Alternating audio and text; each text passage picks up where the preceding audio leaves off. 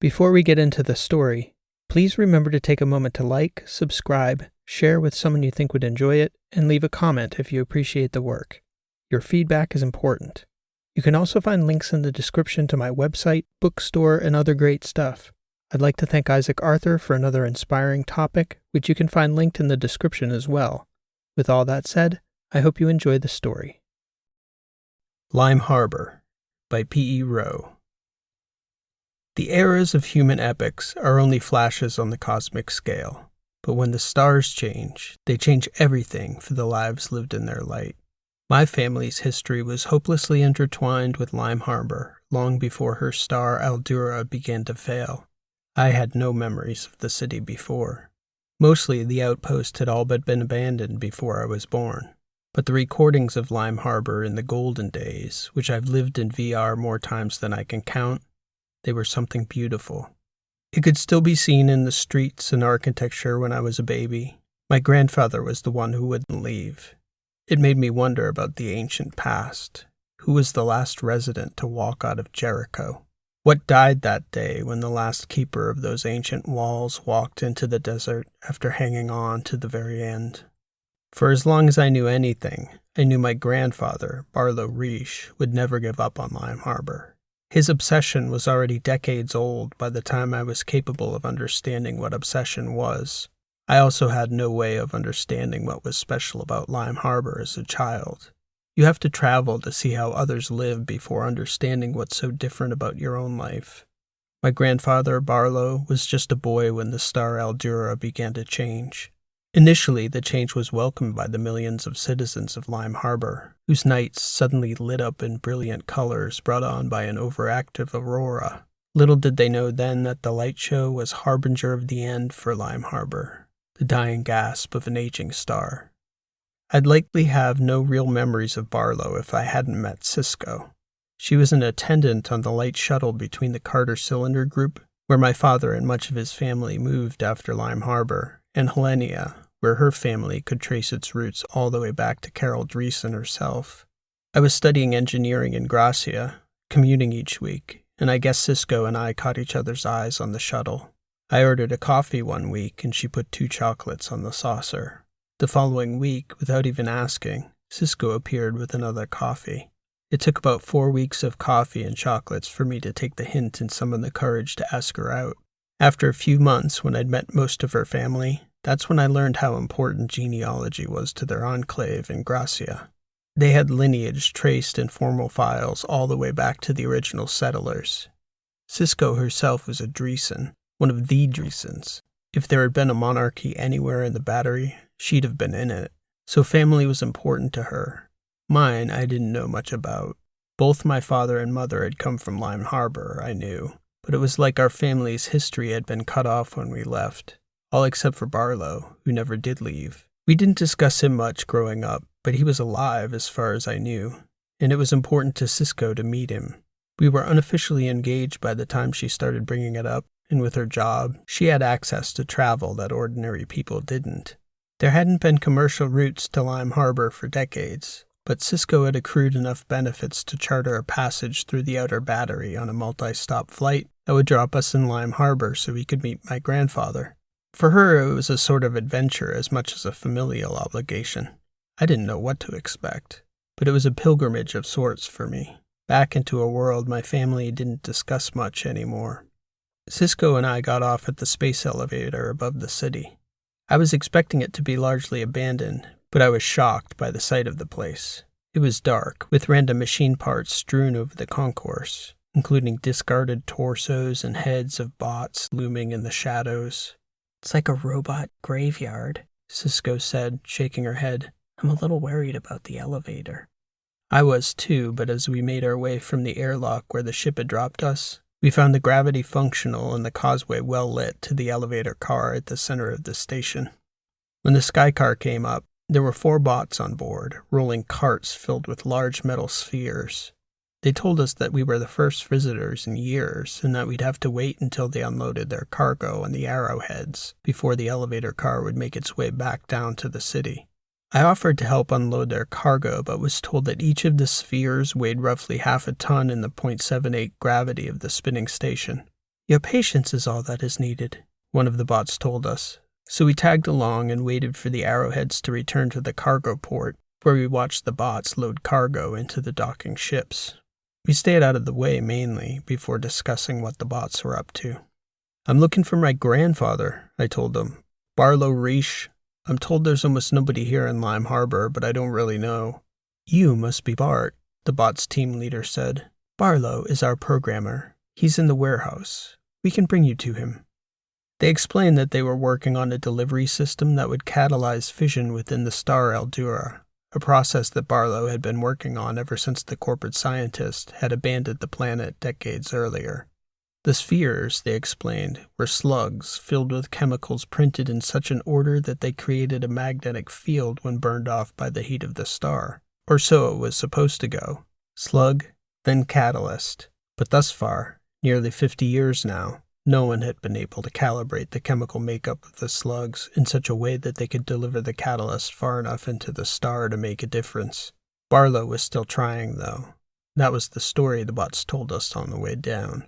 The foyer in the space elevator on the ground was trashed. All the furniture had been hollowed out, the glass walls missing, the dark interior exposed to the bright sun that streamed into the vast, now open concourse. There were more discarded bots and cracked shells of the spherical slugs lying about, as well as a broken-down cargo truck back to the edge of the outer wall. We followed the 4 work bots out of the concourse where there was a ground vehicle they invited us to board. Cisco and I sat in the back seat, while 2 of the work bots hung on the car's frame, holding our luggage as we crossed the vacant city. The empty streets were striking. I'd only seen architecture like it in pictures of Earth. The buildings were stone and brick, with sculpted figures along the roofs and corners of the majestic structures. Stone walls lined the walkways and alleyways. Huge stone tubs held the skeletons of dead trees, whose shedding bark revealed bald white wood fossilizing in the hot sun. The cobblestone streets had a charm about them, even with a thick coat of dust blowing back and forth in the warm breeze. It was a city whose husk was so appealing that Cisco and I turned to each other with the same thought at the same moment. All it's missing is the people, she said. What a beautiful city to live in, I said. If only it weren't a radiation bath. The ride through the streets of Lime Harbor took far longer than I'd expected, but the city was much bigger than I'd thought. After about 15 minutes, the bot in the passenger seat turned to us and announced that Barlow was in the main house, which looked like a castle to my eyes. It was a 3-story stone facade with the typical statues along the corners and columns running up between the tall, vertical windows. It had a grand archway at the front entrance that opened to a large square piazza out front. It looked like a presidential palace, only the front doors were flung open wide, seemingly expecting a large party, or perhaps more fittingly in this scenario, a zombie horde. An old man with graying hair, a long beard, and worn leathery skin met us at the front door. "Bart," the old man said as we approached, "you look like your father. Come in, make yourself at home. And please, who is this lovely young lady?"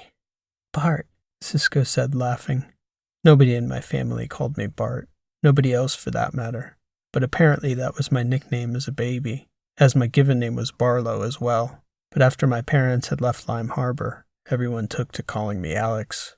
Barlow looked a lot like the old photos and videos, only now he was older, and the white of his hair was striking. He escorted us into the inner rooms, the walls of which were lined with a thin metal sheeting, which I tapped with my finger as we entered the lower sitting area, where the natural light was all blocked out. "Lead paneling," Barlow said. "It's not perfect, but it's better than full exposure." He'd lined the house with it, including the roof and upper rooms. I wondered at that moment how much Cisco and I had been exposed on the station and on the ride over, but Barlow didn't seem too concerned. He brought us into the kitchen and offered us a meal, which, after our long journey, we were happy to accept. "What a surprise," Barlow said. "It's been almost 3 years since Daly passed on. Nearly 7 since your grandmother left now. I suppose if it weren't for the bots and the work, I'd have lost my mind by now. I suppose your father thinks I have." "You seem all right to me, Barlow," Cisco said. "But it's an odd choice to live so alone." "I don't think of it that way," he said. I never had any illusions about bringing people back in my lifetime, but I still think I can rescue this place.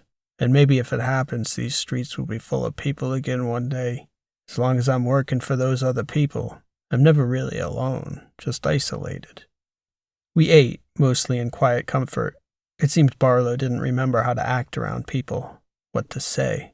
It was mostly Cisco leading what little conversation there was. She asked him what he did all day, and he agreed to show us his workshop, where he printed the chemical compounds in his slugs, and where he repaired the small army of bots he programmed to pilot the solar missions.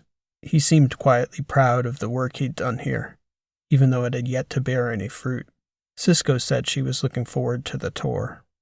Barlow had set up his main shop in the warehouse, left over by the astrophysicists the Harper Corp had contracted to assess the feasibility of saving the star somehow. This was nearly 350 years after they had colonized the planet as a company town. Mining, shipyards, several bot factories, and an engine foundry. The original astrophysics group had given the star an expiration date at least 100,000 years in the future.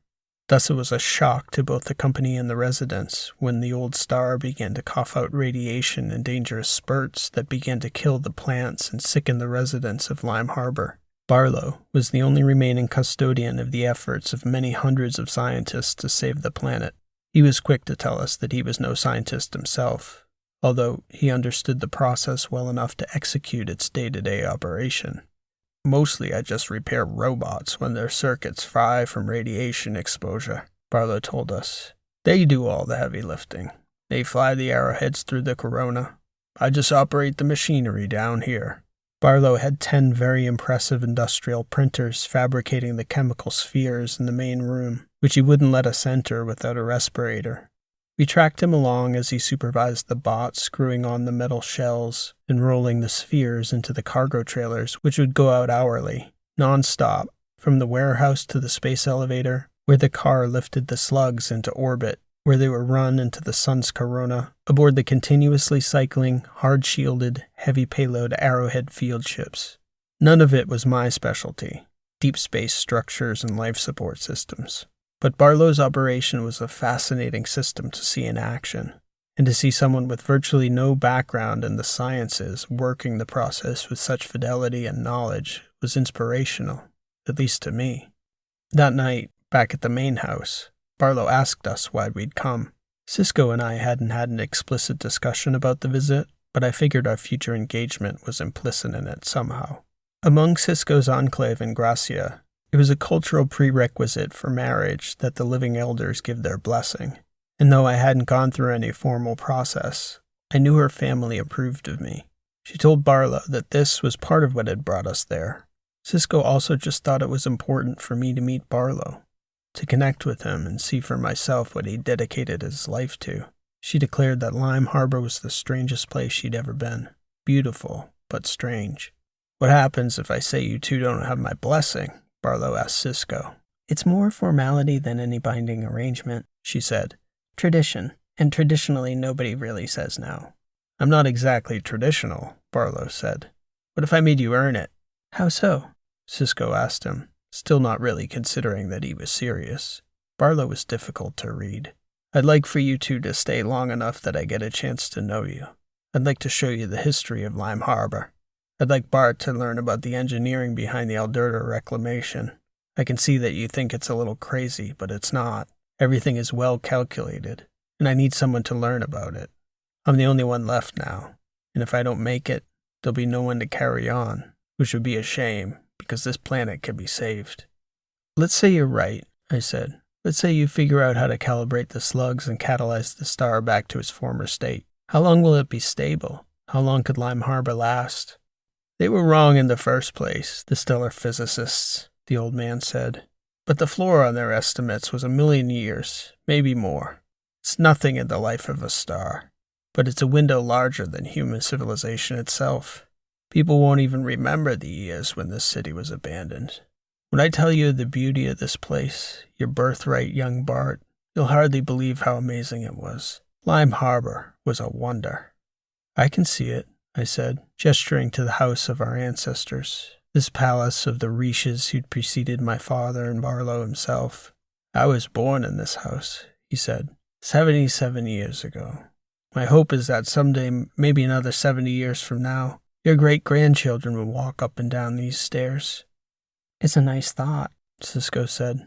Anyway, Alex and I had planned to stick around for a little while. It's not exactly easy to get a ride out here, Barlow. Cisco and I made ourselves at home in the main house. Barlow informed us that as long as we got up before the sun got too high in the sky, we were safe in any room in the house, so we slept in one of the upper bedrooms with a balcony that overlooked the lower city. The stone architecture made Lime Harbor look like pictures of ancient European cities like Paris or Rome. There were even large monuments along the horizon, one large stone structure modeled after the Triumph Arch in Paris, which Barlow informed us was the Workers' Monument. That was what caught Cisco's attention, the history of the planet, the founding, and the shift over the generations toward autonomy from corporate control. While I spent the week with Barlow learning the details of the plan to save the star, Cisco, genealogist that she was, set about learning Lime Harbor's history.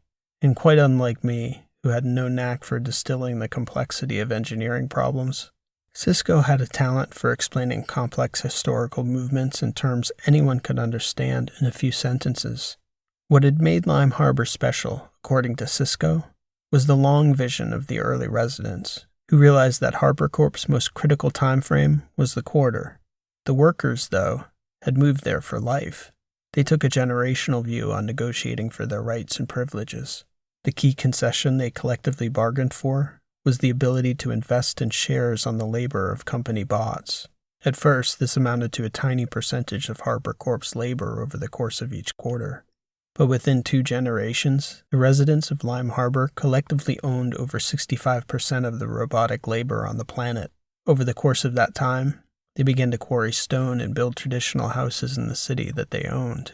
Once the majority of the citizens owned their housing outright, Harbor Corp realized they no longer had employees, but hundreds of thousands of junior partners. That was when the city truly began to flourish. The people did very little corporate work for the shipyards and the mines. Rather, they sent their bots to work. Instead of laboring for the company, most people invested in second businesses in the city, fashioning jewelry, clothing, beautiful household items, and agricultural commodities that got shipped all over the battery systems. The city itself became a destination for shopping and vacations. There was even a successful ski resort and lake destination for several generations. The festivals rung with music and bells. The skies lit up at night with fireworks and laser shows. In the evenings, when we returned from the warehouse, Barlow would tell Cisco about the specifics of the Riche family, telling stories back through the generations. We did know our genealogy, like your people, looking back, he told Cisco.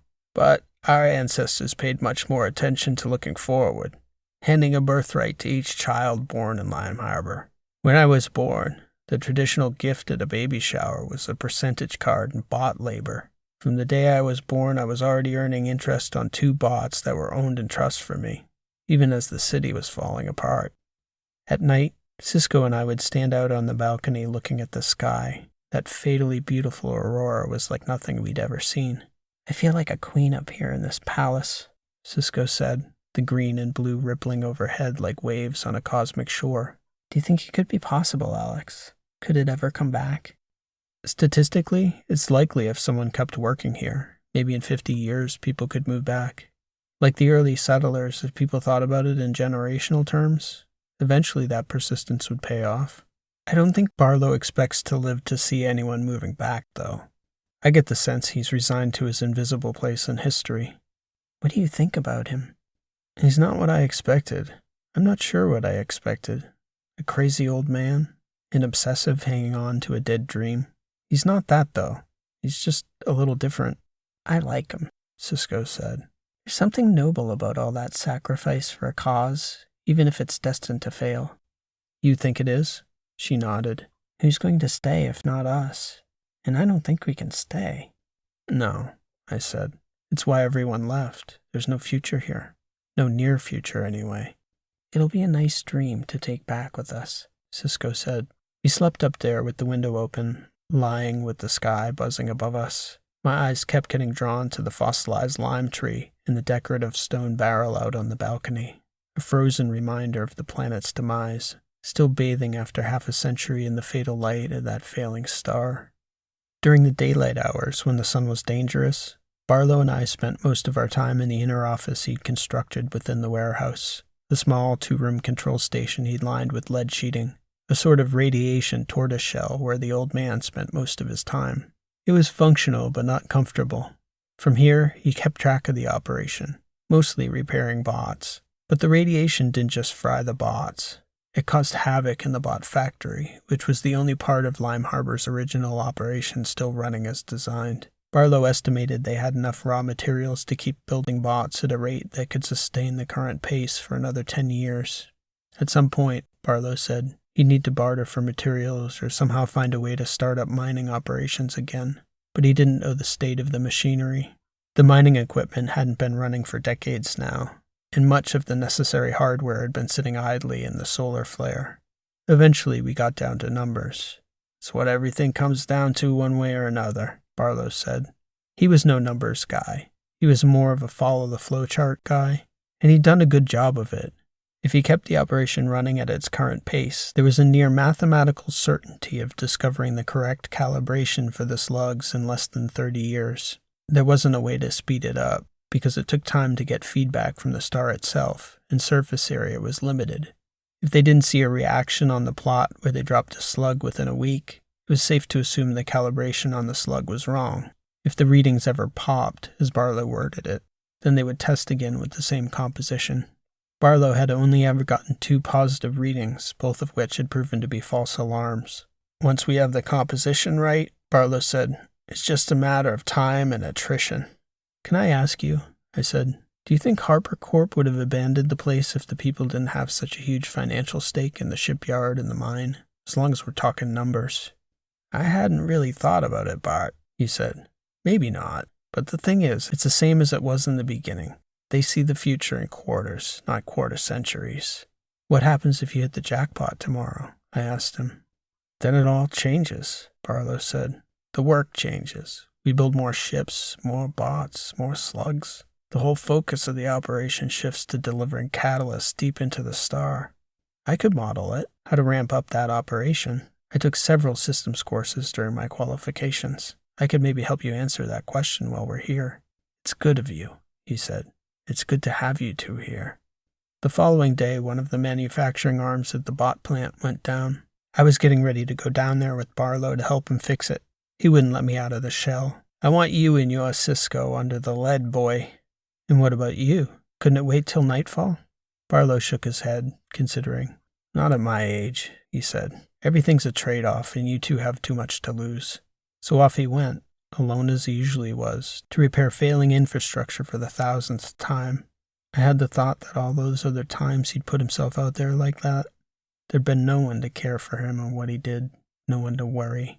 That night at dinner, Cisco and I caught Barlow discreetly wiping blood from his lips with his napkin.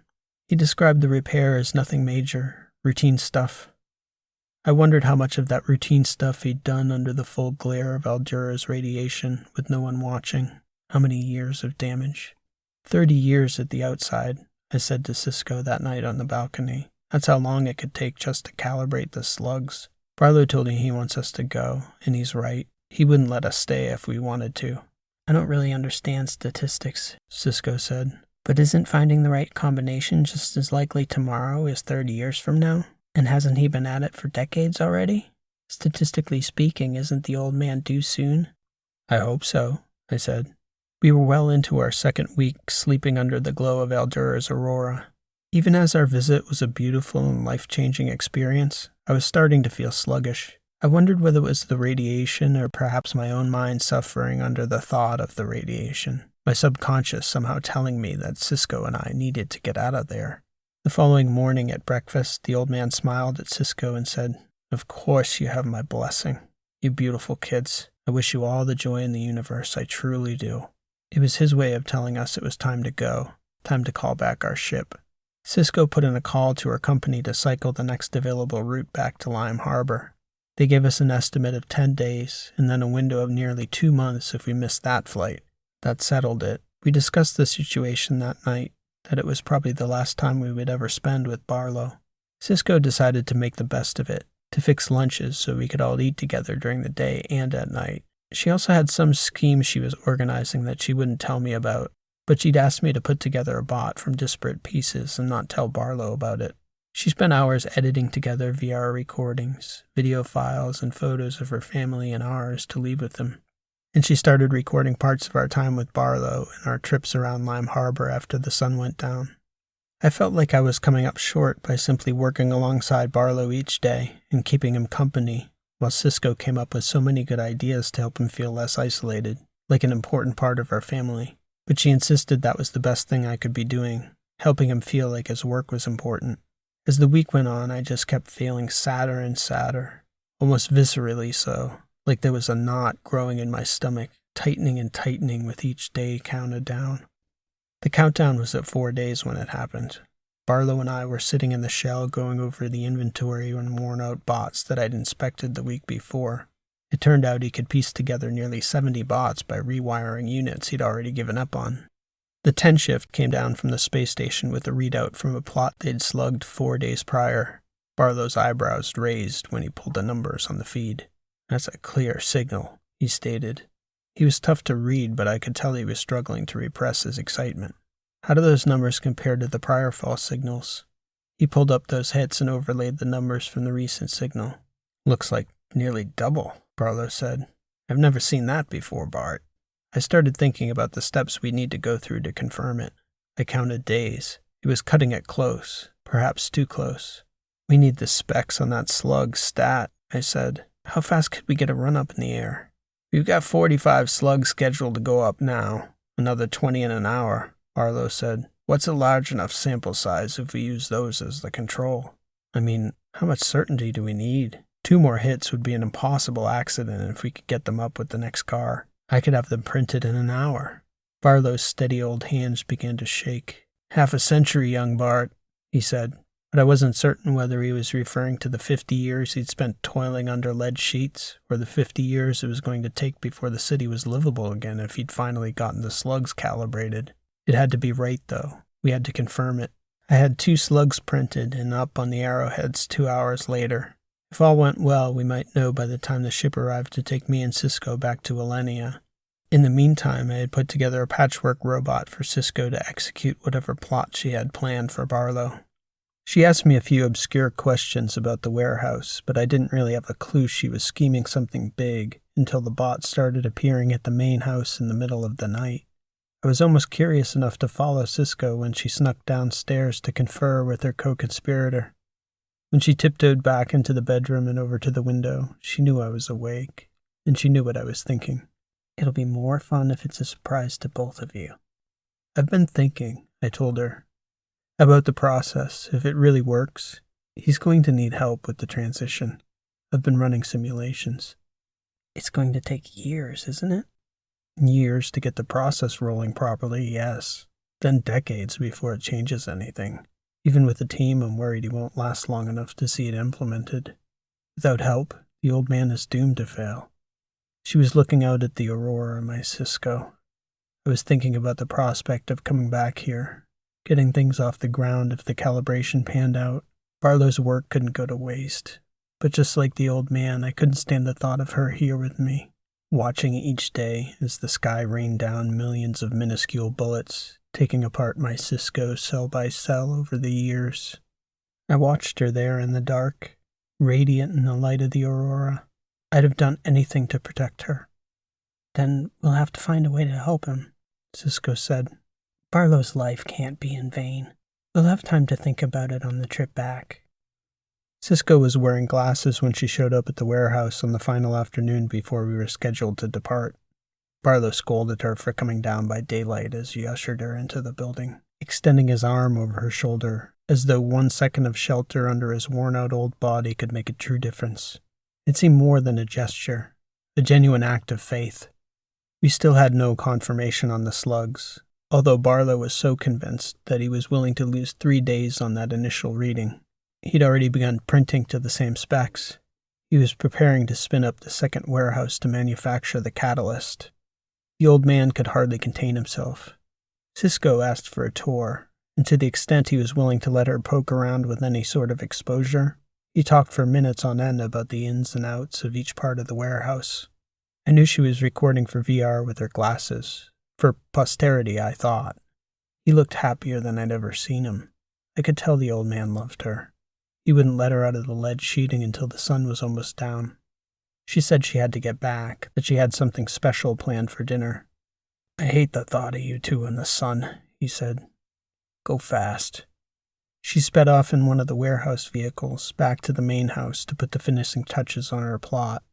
Barlow and I stayed past sundown, working to get him as far along as possible in the process of transitioning to the catalyzing phase of the work to save Eldura.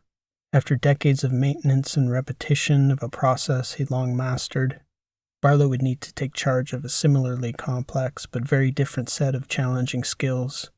I was doing my best to get him up to speed on new equipment and the science behind it. I was impressed by his determination of spirit, but I kept coming back to the same thought. Barlow needed help. Cisco pinged us after the sun went down to let us know that dinner was getting cold, and she told Barlow she'd prepared something special for him. By the time we got back to the main house, the sky was dark and beginning to ripple with color. Cisco and her patchwork robot had set up a table on the roof so we could eat under the aurora. The meal was excellent, but there wasn't a whole lot Cisco could do with the supplies on hand. Barlow had never made food a priority, so what he grew was limited. Cisco had baked a cake, though, and this nearly brought the old man to tears. "For all the birthdays we missed," she said. "I can't remember the last time I had cake," Barlow said. "It's amazing, Cisco dear. You're a sweet girl." I noticed that she'd placed her glasses on the railing at the edge of the roof. I didn't know what she was up to, but I had a sense that her surprise was bigger than cake. Shortly after we'd finished eating, Cisco turned to me and said, "Alex, I have a confession to make. You aren't the only engineering student I met on the Gracia shuttle, and it turns out it's not that difficult to turn a pipe into a mortar." I had about a second to puzzle over the meaning of that peculiar statement before it happened. I'm not sure how exactly she timed it so perfectly, but at that moment, an enormous explosion of color erupted along the rooftops over Lime Harbor. It started modestly with fireworks of all sizes, shapes, and colors, drawing our eyes in all different directions. Then it went on, with larger and more impressive blasts filling the sky. I couldn't look away even for long enough to check the time, but the display must have gone on for an hour. There were hardly enough lulls in the show to say more than a few words. "How" was the one I directed at her the most. Cisco just shrugged and smiled. When it was all over, and the quiet colors of the aurora were all that lit the night on the roof of the main house, Cisco turned to Barlow and said, "I knew you wouldn't be here when this city celebrates your life, when it's a real city again, like in the old days, and all these roofs are filled with people on Barlow Reach Day. I believe we'll be there to see it, and we'll remember this night." He was speechless. Cisco brought the old man to tears, and nearly me too. It was a night we would never forget. I was still hopeful by the following morning that we might get readings from the arrowheads coming back from Eldura that confirmed the success of the test slugs from earlier in the week. Cisco and I discussed whether I should stay if we learned it was time to start catalyzing the star. We agreed to leave regardless. Cisco was glad we were leaving. She wanted us both to have a full medical assessment when we got back so that we had a sense of how long it would be safe for anyone in Lime Harbor. "Who else would come here?" I asked her. "We'll see," she said. That morning, Barlow saw us off inside the broken-out concourse of the Lima Harbor space elevator. "Keep me up to date on your progress," I told him. "And please let me know immediately when you get word on the star." "I will, Bart," he said. "I love you, boy." I didn't think about it at all. I just said, "Please, call me by my given name, Barlow. Nobody calls me Bart." "Young Barlow," he said. "Has a nice ring to it." "We're just a transmission away," Cisco said. "We'll be keeping in touch." She and the old man shared a long hug before we finally had to pull ourselves away toward the sky car. It was a long, quiet ride up with the warehouse bots. They were already loading catalyst and spheres. Barlow was ready to go. It would take a tremendous effort to upscale the process, though. The modeling called for hundreds of arrowheads cycling through every hour, dropping thousands of slugs filled with catalyst to change the trajectory of the star's decline. A staff of 100 engineers was truly what was needed. Cisco caught me sighing by the airlock as we tracked the progress of our ship coming in. "We're not going to let him fail, Barlow," Cisco said to me. "When word comes, we're going to make him the most famous man in the battery." "You're up to something, aren't you?" "I've met more than engineering students on my shuttle run," she said. "I have a friend who's a documentarian." "You do?" She nodded. "Patches and I got into the Lime Harbor archives while you were off with Barlow. I have thousands of hours of footage from the old days of the city. I recorded nearly everything on this trip, too. The fireworks, the warehouse, the foundry. It's a story that can't go untold. And my friend, he's excellent. A real artist." "A documentarian? You sure make a lot of friends, Cisco." She nodded. "You jealous?" I thought about it for a moment. "No," I said, "I'm not." She looked at me inquisitively. "Because I know who you are, Cisco Dreesen, and I know who I am. I'm Barlow Reich, grandson of the man who single-handedly saved Lime Harbor." "We'll do our part, too," she said. As the ship pulled up and docked, I couldn't help but think it was more than just a day in our lives. I had the sudden realization of who we were, the links in the chain we were. We would be back with teams of engineers and workers ready to take up Barlow's mission. At that very moment, we were walking history on a day that would be told and retold for generations to come. Cisco and I would be back in Lime Harbor, and we would bring millions with us, whether we lived to see them all or not. Chills went up my spine. "So we're going to make a documentary," I said. "We're going to show the galaxy what a few good people can do," Cisco Dreesen said. Fireworks over Lime Harbor, the night skies lit up over thousands of years. It was all I could think of as we boarded our ship back to Elenia. I couldn't wait to be back here again. Soon. What a story it was going to be. It was all coming back again. Lime Harbor was coming back. Whatever it took, Lime Harbor was coming back. Lime Harbor. This has been an original story written and read by P.E. Rowe. Thank you for listening, and I hope you enjoyed the story. If you did like what you heard, please show your appreciation by liking, subscribing, and leaving a comment.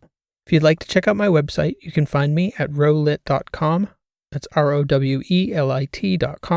You can find many of my other works of fiction of all lengths and in multiple genres. For the dedicated fiction writers out there, I also have a free video series on the mechanics of fiction writing, based on the fields of narrative theory, cognitive psychology, linguistics, and narrative craft, which you can access through my website. So please stop by anytime. Also, if you're enjoying these sci-fi weekly shorts, I've also added 3 shorts set in the story world of my Last Horizon novels. You can find them here on this channel or through the links in the description. If you've enjoyed this week's story, I think you'll enjoy those as well. I hope to catch you back here soon with another new story. Again, thanks for listening. This has been P.E. Rowe, and I hope to see you next time.